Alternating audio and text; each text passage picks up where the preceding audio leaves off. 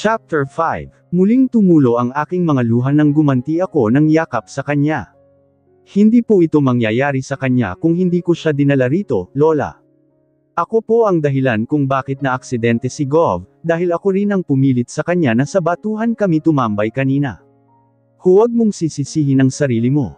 Aksidente ang lahat at walang gustong mangyari iyon, patuloy na pag-aalo sa akin ni Lola Iska habang hinahagod niya ang aking likod. Ganon din si Lolo Magno, hindi pa man ako tumatahan ay muling bumukas ang pinto. Napalayo ko kay Lola Iska nang pumasok mula roon si Sir Luigi. Bigla akong nabahan nang makita ko kung sino ang kasama niya. Ang dating inador na si Emmanuel Alcantara, ang lolo ni Gov.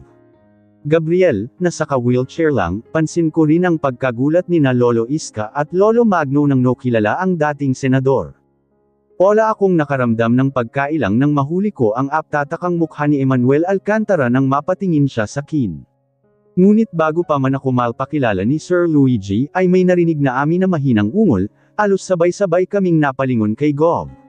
Gabriel na parang may nasabi. Mahina lang iyon kaya hindi namin marinig. Ako ang unang mapit sa sobrang tuwa ko na sa wakas ay nagising na siya, akabukas na ang mga mata niya at tumingin sa akin. Arabella. Parang gustong tumalon sa tuwa ang puso ko at lihim ang masalamat ko sa Diyos nang marinig ko ang pagbanggit niya sa galan ko. Kasi ibig sabihin lang yun, hindi nangyari ang atatakutan ko na sinabi ng doktor kanina. Na posible nga raw jikaron ng amnesia si Gov. Gabriel. Sav, okay lang po ba kayo? Agad na tanong ko sa kanya, sabay hawak kamay niya. May masakit po ba sa inyo? Ang sugat po sa ulo niyo. Sakit pa rin ba? Wait po, tawagin ko lang ang doktor. Kailangan ko po kasing ipaalam agad sa kanya kapag nagising na kayo. Ong doktor, bakit? Ano ang nangyari? Bakit nandito ako sa ospital? Sunod-sunod at naguguluhan na tanong ni Gov. Gabriel habang inililibot ang kanyang mga mata sa buong silid. Arabella, please tell me, ba talaga ang nangyari? Nasa batuhan lang tayo kanina, di ba? Pagkuwan ay sinapo niya ang aking mukha na nakasungaw ang tinding pag-alala sa kanyang mga mata. Are you okay? Wala bang gyaring masama sa'yo tulad ng nangyari sa'kin? Marinig ko ang pagkalito ni Gov. Gabriel ay sakalang unti-unting laho ang pag-asa ko kanina. Kung hindi niya naalala ang mga gyari, ibig sabihin ay posibleng may memory loss nga siya. Bakit naalala at nakilala pa rin niya ako? Bagok po sa bato ang ulo niyo nang tumalon kayo kanina. Kaya alaka namin dito sa ospital, mahinahong paliwanag ko. Saglit na natigilan si Gov. Gabriel, ipinikit niya ng mariin ang kanyang mga mata. At sa pagdilat niyang muli ay napalitan na ng lungkot ang ekspresyon sa mga mata niya. Oo nga pala, tumama nga pala ang ulo ko sa malaking bato nang tumalon ako. Hindi ko na napigilan ang pagkawala ng malay ko after nyon. Malamlam ang mga mata na tumingin siya sakin. Sorry.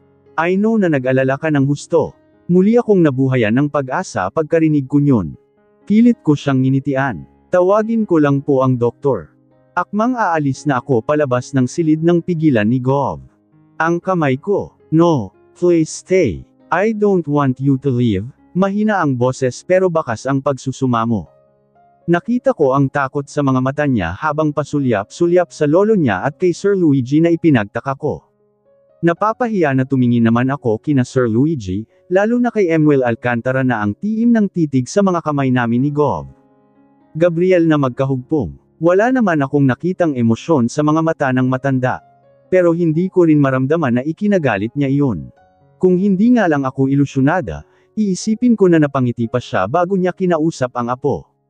Gabriel pagbanggit pa lang ni Emmanuel Alcantara sa pangalan ni Gov. Ay damang-dama ko na agad ang pagmamahal niya bilang lolo. Hindi naman napigilan ng puso ko ang maantig.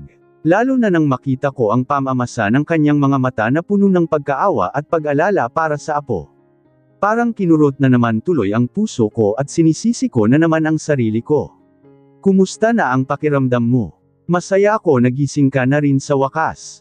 Ang sabi kasi ni Bella kay Luigi, tulog ka raw simula kaninang umaga. Namayani ang katahimikan sa buong silid pagkatapos magsalita ni Emmanuel Alcantara. Gusto naming ibigay sa kanila ang moment nilang maglolo. Akala ko nga ikakatuwa ni Gov. Gabriel ang pagdating ng abuelo niya. Ngunit kumunat ang aking noo nang makita ko ang pagtingin niya sa matanda na parabang naguguluhan. At hindi rin pala iyon nakaligtas sa paningin ni Sir Luigi kaya nagkatinginan kaming dalawa. Sino po kayo? At bakit niyo ako kilala? Muli kaming nagkatinginan ng amo ko.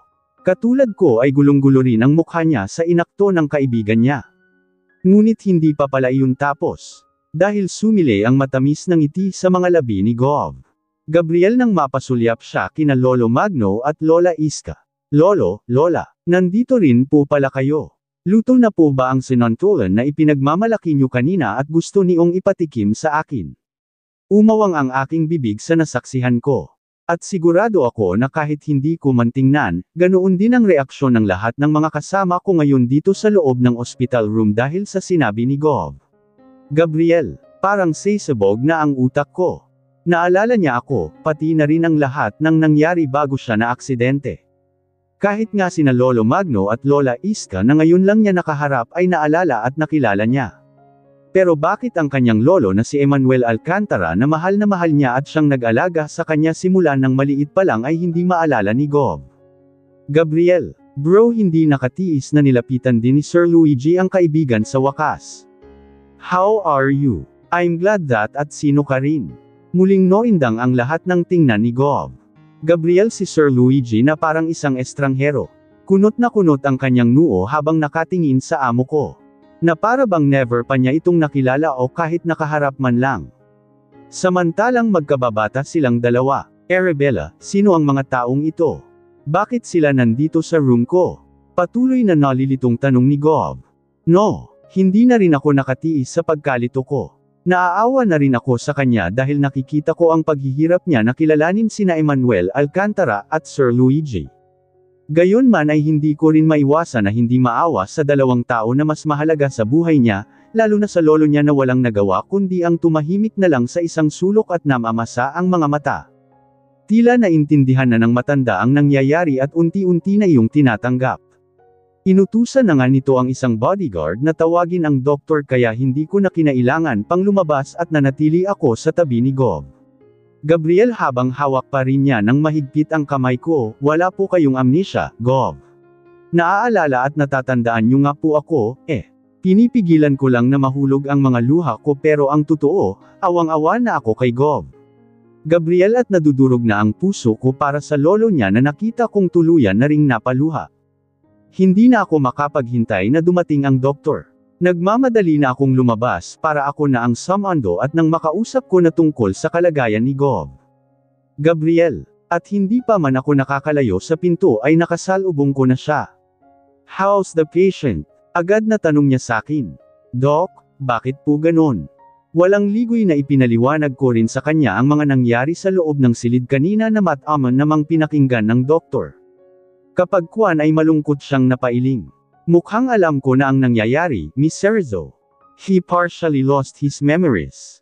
At kung totoo ang sinabi mo na ikaw at ang pamilya mo lang at ang nangyari sa batuhan ang naalala ng pasyente, ibig sabihin, retrograde amnesia ang tumama sa kanya.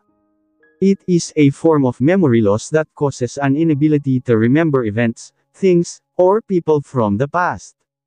Meaning, ang naalala lang niya ay ang mga nangyari o ang mga taong nakasama niya recently, most especially bago nangyari ang insidente. And this type of amnesia can be brief and temporary, but sadly, it can also be permanent. Para akong pinako sa kinatatayuan ko nang maintindihan ko ang buong paliwanag ng doktor tungkol sa kalagayan ni Gov. Gabriel. Hi, my name is Dr. Villafuerte. What's your name? Tanong ng doktor kay Gov. Gabriel, nang suriin niya uli ito para makonfirm ang mga sinabi ko kanina. I'm Gabriel Contreras, mabilis na sagot ni Gov. Kahit papaano ay nakahinga kami ng maluwag na naalala naman pala niya ang pangalan niya. Can you tell me a little about yourself? Pagpapatuloy ni Dr. Villafuerte. Siguro para mas alamin pa ang kalagayan ng pasyente. Or what is the last thing that you remember before this incident took place? Tahimik lang kaming lahat pero damang-dama ko ang tensyon sa buong silid. Lalong-lalo na si Emmanuel Alcantara na hanggang ngayon ay hindi pa rin nawawala ang matinding emosyon sa mga mata. I know that he's in pain right now. At naaawa na naman ako sa kanya. Tumingin muna sakin si Gov. Bago muling humarap ang doktor. Actually, natatandaan ko na nasa biyahe kami ni Arabella to visit her grandparent.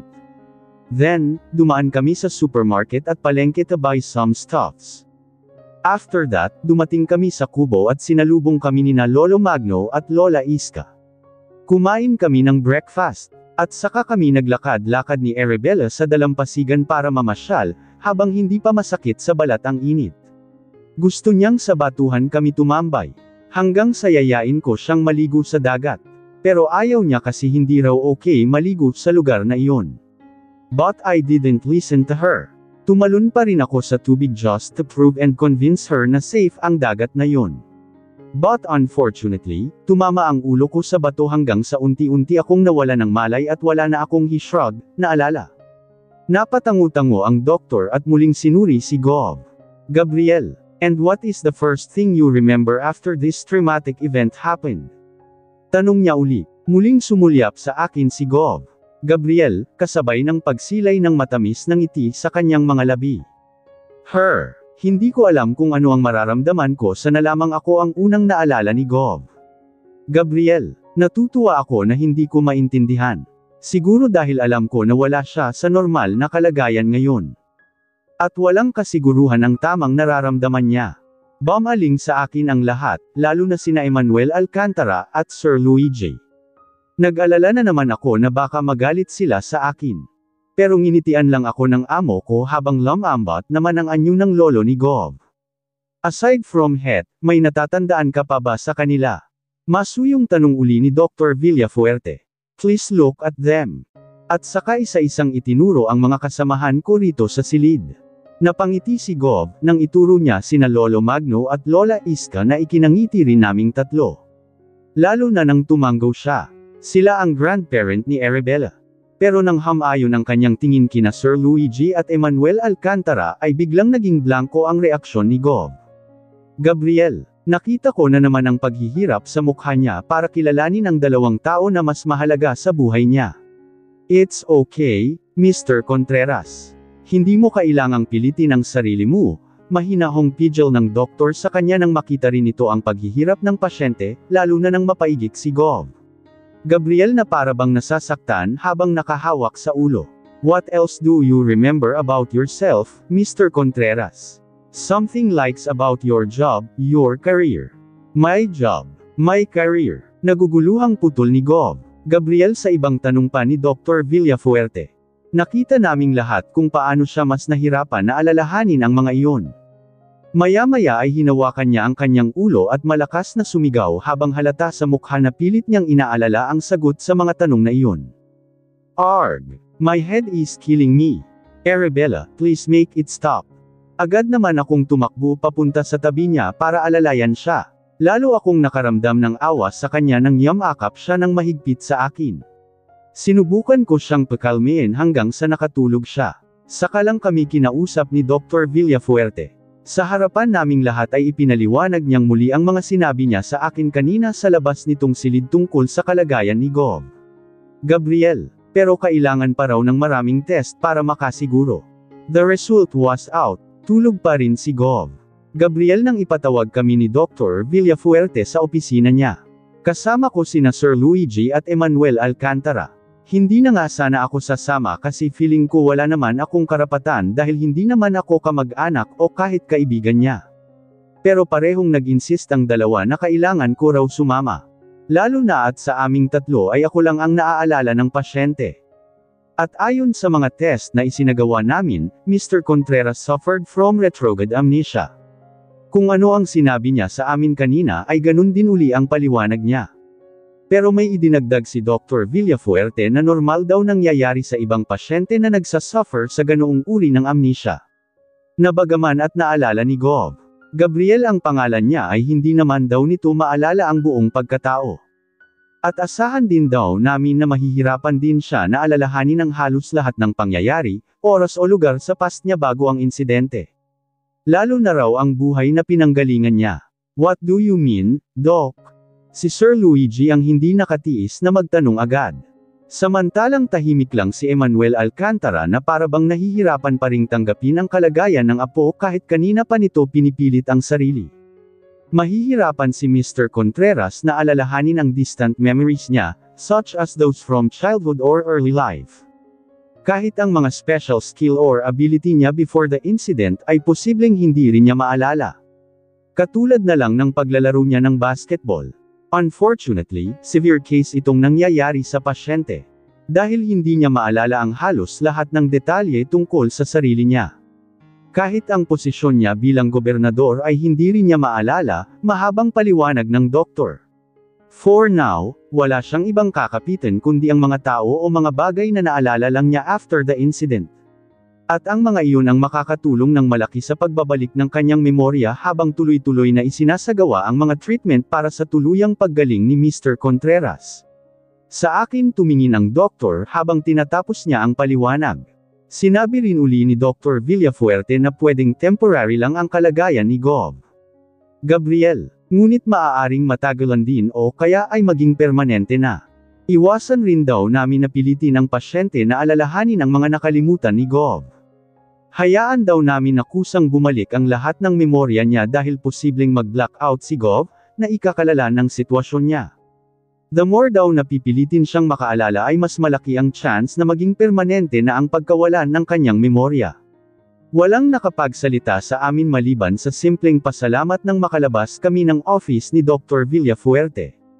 Kahit ako na isa sa 3 taong naalala ni Gov. Gabriel ay nasasaktan at nahihirapan din ang loob. At alam ko na higit pa sa nararamdaman ko ang nararamdaman ngayon ni Sir Luigi at Emmanuel Alcantara. Sir, ano po ang gagawin natin ngayon? Hindi nakatiis na tanong ko sa aking amo bago kami bumalik sa silid ni Gov. Gabriel, katatapos lang nilang mag-usap ng masinsinan ng dating senador. Ako naman, hanggang ngayon ay nag-aalangan pa rin ako na kausapin si Emmanuel Alcantara dahil nahihiya ako sa nangyari. Kahit gustuhin ko man siyang i-comfort. Humugot ng malalim na hininga si Sir Luigi bago niya tinapik ang balikat ko. Narinig naman natin ang sinabi ng doktor. Mas makakasama sa kalagayan ni Gabriel kung pipilitin natin siyang ibalik sa dating buhay niya na hindi naman niya naaalala. Kaya napagkasunduan namin ni Lolo Eman na. Sandaling huminto sa pagsasalita ang amo ko at sinulyapan ang matanda na tahimik pa ring nakaupo sa wheelchair. Napansamantalang ipaubaya muna sa pangangalaga mo si Gabriel. At dahil hindi makakatulong na bumalik siya sa Laguna, kaya napag-usapan na rin namin na dito muna siya titira sa Unisan. Kasama ang lolo at lola mo. Since kayong 3 lang naman ang kilala niya for now. Umawang ang aking bibig, I know it's too much to ask, hiha. Maya-maya ay inabot ni Emmanuel Alcantara ang kamay ko at masuyong pinisil. Tiningala niya ako na puno ng pagsusumamo ang kanyang mukha. Pero walang ibang makakatulong sa apo ko ngayon kundi ikaw. Don't worry. Kami ang bahala sa lahat ng mga kailangan nyo sa araw-araw. Hindi ka namin pababayaan. Pero nag-aalangan na tumingin ako sa matanda. Hindi pa ho namin lubos na kilala ang isa't isa, Senador. Isa lang po akong ordinaryong katulong ni Sir Luigi. Saglit na sinulyapan ko ang aking amo na blanko lang ang emosyon. Kung nasa tamang kondisyon lang ho si Gov. Gabriel, hindi ho ako ang tao na gusto niyang mag-alaga sa kanya at makasama niya araw-araw. Mas lalong hindi niya gugustuhing mamuhay sa buhay na meron po kami nina Lolo Magno at Lola Iska. Hindi nakaligtas sa paningin ko ang makahulugang tinginan nina Sir Luigi at Emmanuel Alcantara na ipinagtaka ko. I doubt it. Kapag kuwan ay nakangiting humarap sa akin ang amo ko. Dahil kabaligtaran ng mga sinabi mo ang alam mo, Bella. Gabriel likes you so much. Kaya palagi kanyang ni-request sa akin na maglinis sa condo o penthouse niya kahit may tagalinis naman siya. At alam ko na higit pa sa pagkagusto ang nararamdaman sa iyo ng kaibigan ko kaya ginusto niyang makilala ang lolo at lola mo. Ramdam ko ang biglang pagbilis ng tibok ng puso ko at pag-iinit ng buong mukha ko sa mga inamin ni Sir Luigi. Sinasabi niyo po ba na bago pa man kami pumunta rito ni Gov, alam niyo nang dito talaga kami magbabakasyon at hindi sa resort niya sa Infanta? Nakangiti na tumatango-tango lang ang amo ko. Kasi gusto niyang makita mo uli ang lolo at lola mo. At makita rin niya ang buhay na meron ka. Napalunok ako sa sinseridad na nabakas ko sa boses ni Sir Luigi. Hindi ko mapigilan ang kiligin sa kabila ng mga nangyayari ngayon.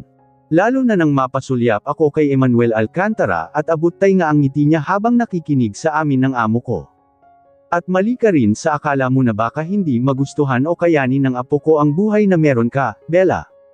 Gabriel always wanted to have a simple life, sabi ng dating senador at mabilis na napalitan ng lungkot na naman ang kanina'y malapad na ngiti sa kanyang mga labi.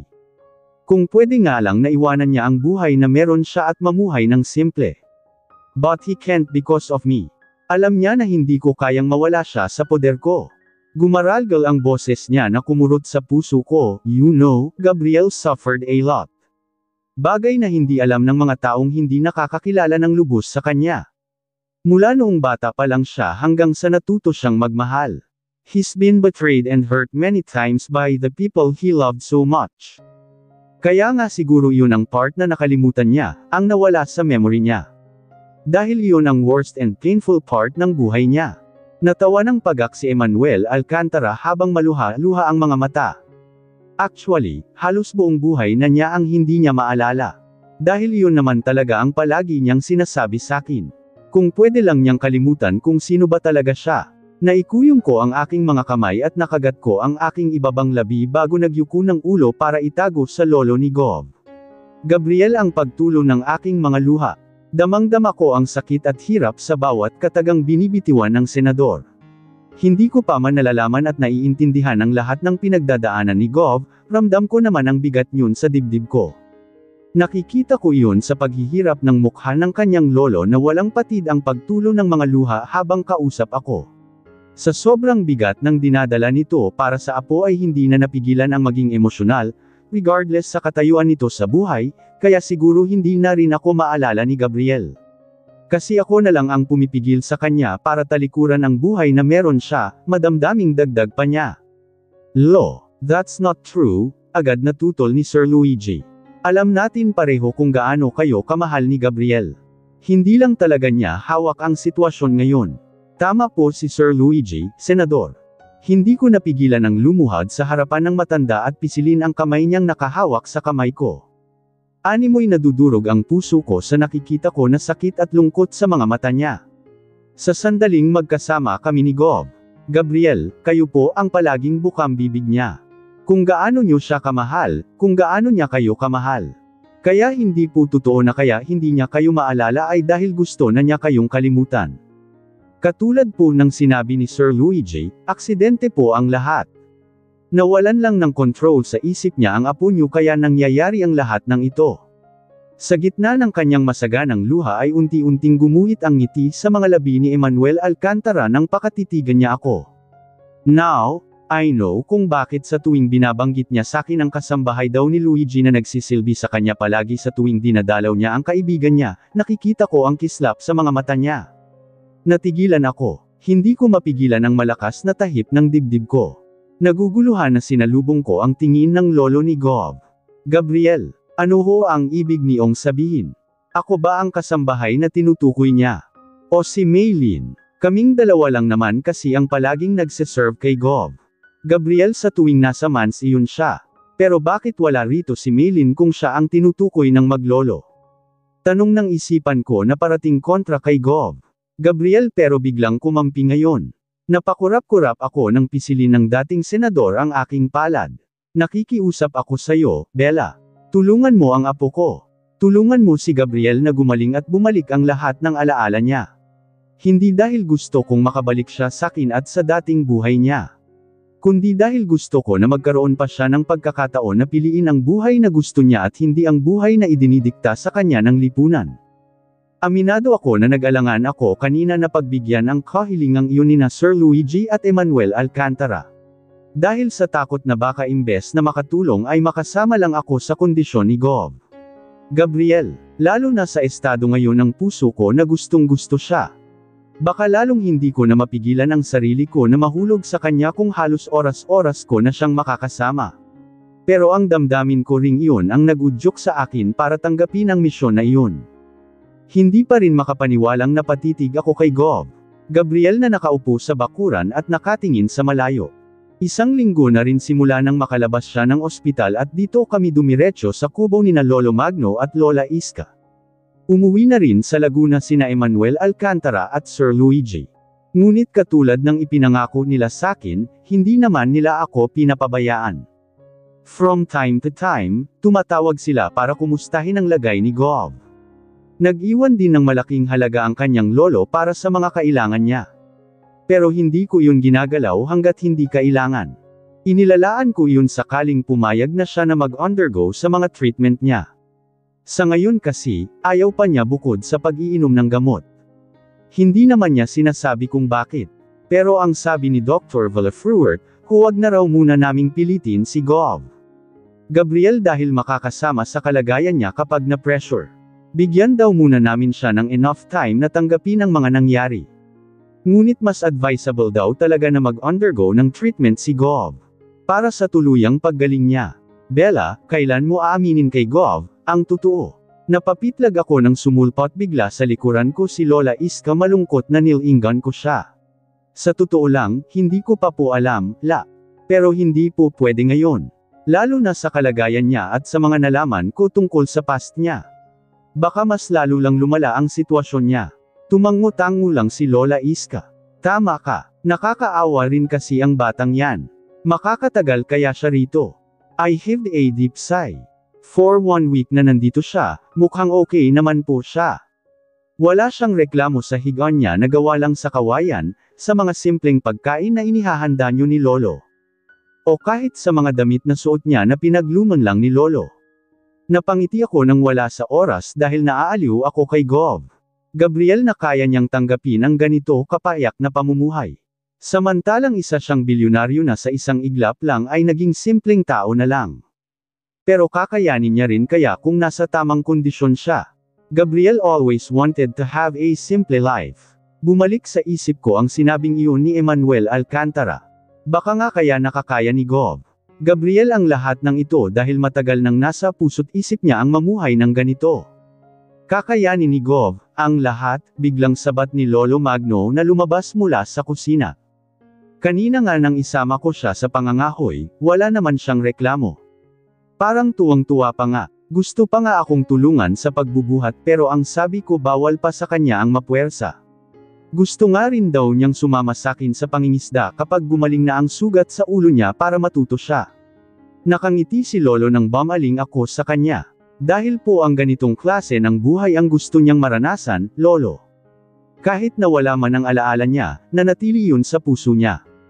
Katulad mo, Bella, nanunuksong wika ni Lolo Magno sakin. Nakalimot man ang isip niya pero hindi ang puso niya. Kaya nga ikaw ang una niyang naalala, di ba? Hindi ko naiwasan na pamulahan ng mukha sa tinura na iyon ni Lolo. Hindi po ganun yun. Kasi hindi naman po talaga kami bago nawala ang memory niya, Lolo. Nagkataon lang siguro na ako ang huling kasama niya bago nawala ang alaala niya. Kasi si Emmanuel Alcantara nga na lolo niya at mahal na mahal niya, bakit hindi po niya naalala? Kahit si Sir Luigi na best friend niya. Oo nga naman, Magno. Tigilan mo na ang pagtukso mo kay Bella kay Gov, saway naman ni Lola Iska sa asawa. Dahil bukod sa wala sa tamang kondisyon si Gov, ubod ng babero yan. Paano kung sasaktan lang niya si Bella kapag gumaling na siya? Sa tingin ko hindi yun magagawa ni Gov. Maniwala ka sakin, Iska. Lalaki rin ako kaya malakas ang pakiramdam ko kung totoo ba o hindi ang damdamin ng kapwa ko lalaki sa isang babae, giit ni Lolo Magno. Napangiti na lang ako sa pagtatalo nilang dalawa hanggang sa magpaalam ako para lumabas at puntahan si Gov. Gabriel nang makita ko siya na tumayo na at kumuha ng timba. Mukhang mag-iigib siya ng tubig sa puso na nasa di kalayuan. Sa ngayon, nalilito pa rin ako kung kanino kina Lolo Magno at Lola Iska ang paniniwalaan ko. Hindi ko na muna iniisip ang damdamin ko kay Gov. Pilit ko muna yung isinasantabi dahil mas mahalaga sa akin ngayon ang gumaling siya. Kahit wala naman siyang reklamo sa buhay na meron siya ngayon, naaawa pa rin ako sa kanya. Kasi hindi ito ang mundo na nararapat sa isang Gabriel Contreras. Okay lang kahit hindi na niya maalala ang lahat ng ito, lalo na ako, kapag bumalik na siya dati. O baka dahil pinanghahawakan ko rin ang sinabi ni Dr. Villafuerte. People with retrograde amnesia can usually learn and form new memories. Saan po kayo pupunta? Go agad kong pinigilan ang sarili ko na tawagin siyang Gov. Ang sabi kasi ni Dr. Villafuerte, huwag daw muna naming ipilit sa kanya ang mga bagay na hindi pa niya naaalala. Mas magdudulot lang daw iyon ng kalituhan kay Gov. Gabriel. Katulad na lang ng hindi pa niya pagtanggap sa katotohanan na isa siyang gobernador ng Laguna. Hanggat maaari, hayaan lang daw muna namin siya sa kung ano lang talaga ang naalala niya hanggang sa kusang bumalik na ang lahat ng memorya niya.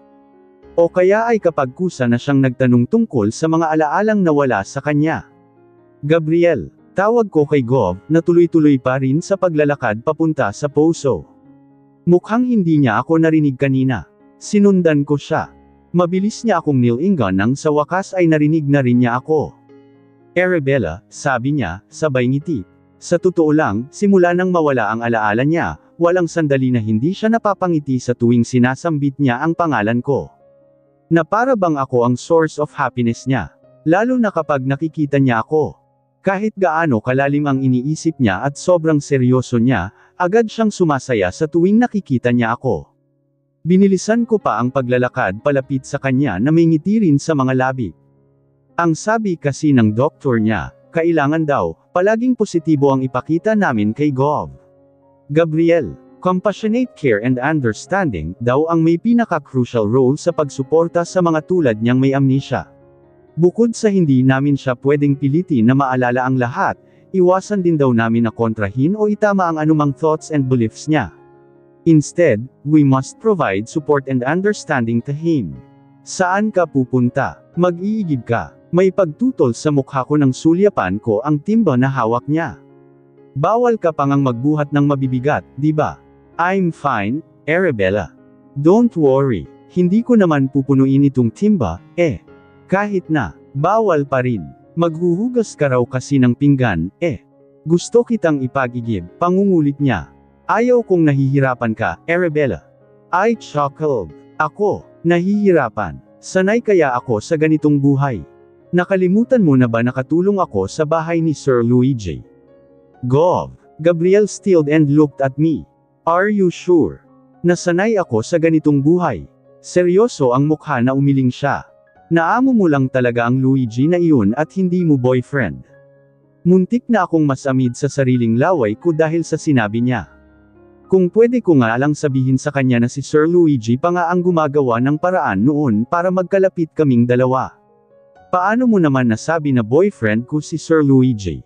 Kasi napansin ko na palagi kayong nag-uusap noong nasa ospital pa tayo. At saka, alam ko rin na palagi kanyang tinatawagan, wika niya at bigla na lang sumimangot. Kahit nga oras na ng gabi, magkausap pa rin kayong dalawa. Naririnig pala niya kapag magkausap kami ni Sir Luigi sa cellphone. Minsan kasi, gabi na nakakauwi galing opisina ang amo ko. At gusto niyang kumustahin ang kaibigan niya bago matulog. Ganoon kong pahalagahan ni Sir Luigi ang best friend niya. Kaya nga nata-touch ako. Kasi tulad ni Emmanuel Alcantara, hindi lumilipas ang araw na hindi siya tumatawag para siguraduhing maayos ang kalagayan ni Gov. Gabriel. Kung pwede nga lang daw kaming lumipat sa mas maayos na bahay. Pero ayaw ni Gov, na umalis dito. Kahit ang sasakyan na dala namin dito noon ay pinauwi na rin niya kay Sir Luigi. Sumasakit daw ang ulo niya kapag nakikita niya iyon, kahit ang mga gamit niya sa sasakyan na iyon. Maliban na lang sa mga ID niya na itinago ko na lang muna hanggang sa handa na siyang alamin ang totoong pagkatao niya. Dahil kinukumusta ka lang niya. Tulad din ng lolo Eman mo, masuyong paliwanag ko. Bamantong hininga siya, kasabay ng pagguhit ng pagkalito sa gwapong mukha niya. Kahit anong isip ko, hindi ko talaga maalala na best friend ko ang Luigi na yun at lolo ko si Emmanuel Alcantara. Ni hindi ko nga matindaan kung saan ba tayo nanggaling bago tayo pumunta rito sa inyo. Huwag mo nang isipin yun. Maalala mo rin ang lahat sa tamang panahon. Nakangiti na hinawakan ko ang kamay niya at saka pinisil. He smiled, at ramdam ko na sincere yun. Pero hindi may kakaila na may halong pagkalito ang kislap ng mga mata niya. Basta hindi mo boyfriend ang Luigi na yun, ha? Hindi nga. Amo ko lang talaga siya, nangingiting sagot ko bago ko itinaas ang aking kanang kamay. Promise. Gov. Gabriel looks worried again. Nagtataka lang kasi ako na hindi kanya niligawan. You're too pretty para sa isang maid. At sa mukha pa lang ng Luigi na yun, mukhang babero na. Lihim akong natawa. Ano kaya ang magiging reaksyon ng amo ko kapag narinig niya ang sinabi ng kaibigan niya? At ano naman kaya kapag nalaman ni Gov. Gabriel na sa kanilang dalawa, siya talaga ang tunay na babaero? Ngumiti uli ako. Mukhang babaero lang yun pero mabait yun. Kaya nga kayo naging mag-best friend, eh. At saka hindi ako type noon. Mas lalong hindi ko rin type ang tulad niya. Tumingin ako sa kanya. Kasi po, ikaw lang naman ang gusto ko, Gov. Wala nang iba. Talaga, mabilis niyang wika at saka mahinang tumawa. Bakit? Anong klase ng lalaki ba ang type mo? Hindi agad ako nakasagot. At sinamantala iyon ni Gov. Gabriel. He smiled. Ako ba? Natigilan ako. Umaawang ang aking mga labi, kasabay ng pagrigada ng puso ko. Para akong natunaw bigla sa klase ng titig niya sa akin. Ngumiti uli siya. Kasi naalala ko na nag-kiss tayo sa batuhan noon bago ako na-aksidente. At hindi lang iyon basta kiss, Arabella, aniya sa nanunudyong boses habang unti-unti niyang inilalapit ang kanyang mukha sa akin. Bigla akong hindi nakagalaw. Ramdam ko ang pagbablush ng magkabilang pisngi ko nang bumalik sa isip ko ang nangyari sa amin noon sa batuhan. Mula sa simpleng halikan hanggang sa ihiga niya ako sa mga bato. Na kung hindi pa kami kinapos ng hininga ay baka kung saan na humantong. Hindi ko alam kung dapat ko bang ikatuwa na pati iyon ay naalala ni Gov. Gabriel, sa estado niya ngayon, nahihiya ako na baka kung ano ang isipin niya sakin dahil nagpahalik ako kahit ang alam niya ay hindi naman kami mag-boyfriend. Hindi naman talaga kayo magnobyo kahit noong bago pa siya na aksidente. Pero bakit nakipaghalikan ka sa kanya at hindi mo inisip ang iisipin niya sa'yo? At kasama rin sa mga natatandaan ko ang naging pag-uusap natin noon habang papunta tayo sa batuhan. Na inamin mo sakin na gusto mo ako at inamin ko rin sa'yo na gusto kita. Itinigil niya ang paglapit ng kanyang mukha nang halos isang dangkal na lang ang natitirang pagitan. Tama ba ako, Arabella? Napalunok ako. Gusto kong itanggil iyon dahil bigla akong tinamaan ng hiya. Pero dadagdagan ko lang ang pagkalito niya kapag ginawa ko naman iyon, yes. Halos hindi ko marinig ang sariling boses ko dahil sa sobrang hina niyon. I cleared my throat, pero hindi naman yun seryoso ang usapan nating yun. Hindi ganun ang naaalala ko. Ilang minuto na matamon lang akong tinitigan ni Gov. Gabriel bago siya nagsalitang muli. At hindi rin ganun ang nararamdaman ko dito. Puno na ng kaseryosohan ang kanyang mukha nang ituro niya ang kanyang kaliwang dibdib. Naramdaman ko na anumang oras ay uulitin niya ang halik na pinagsaluhan namin noon kaya mabilis akong tumalikod para makaiwas. Hindi ko sasamantalahin ang kondisyon niya kahit pa nga ang pakiramdam ko ay karugtong lang naman ang lahat ng ito sa mga nangyari sa amin noon sa batuhan. Iniisip ko nga na baka girlfriend na kita bago pa tayo pumunta rito, confused na sabi ni Gov. Gabriel, dahan-dahan akong bumaling sa kanya. But my heartbeat doubled when I saw him looking at me. Pilit kong ibinuka ang aking bibig para magsalita, bakit mo naman nasabi yun? He grinned, dahil hindi naman ako nang hahalik ng hindi ko girlfriend. At hindi mo rin naman ako isasama rito at ihaharap sa lolo't lola mo kung hindi mo ako boyfriend, di ba? Hindi raw siya nang hahalik ng hindi niya nobya. Hindi nga talaga niya maalala kung ilang babae na naang dumaan sa mga kamay niya na bali-balitang fling lang at never naging girlfriend. At imposibleng isa man sa mga iyon ay hindi niya hinalikan. Ganito kasi yun. I smiled sweetly at him. Inamin ko sa'yo na crush kita. Tapos niyaya mo ako na magbakasyon at dito tayo napunta. So, sinasabi mo na nag-take advantage ako. Umiling siya. Hindi ako nang take advantage ng babae, lalo na ng kasing inosente mo. Unless hinapit niya ako sa baywang at isinandaw sa punong mangga na nasa likuran ko lang habang inilalapit na naman ang kanyang mga labi sa mga labi ko. Ramdam ko ang pagsalakay ng init sa aking katawan nang dam-aikit ang katawan ni Gov. Gabriel sa katawan ko, matagal na talaga kitang gustong halikan dahil gusto rin kita. Tuldok-tuldok panipik. Gabriel kinakabahang sambit ko pero hindi ko mapigilan ang aking sarili na tumingin sa nakabuka niyang mga labi. At iyon naman talaga palagi ang gusto kong gawin sa tuwing nakikita kita, Arabella. Tulad ngayon, lamapat ang kamay ni Gov. Gabriel sa mukha ko at saka hinaplos ang pisngi ko pababa.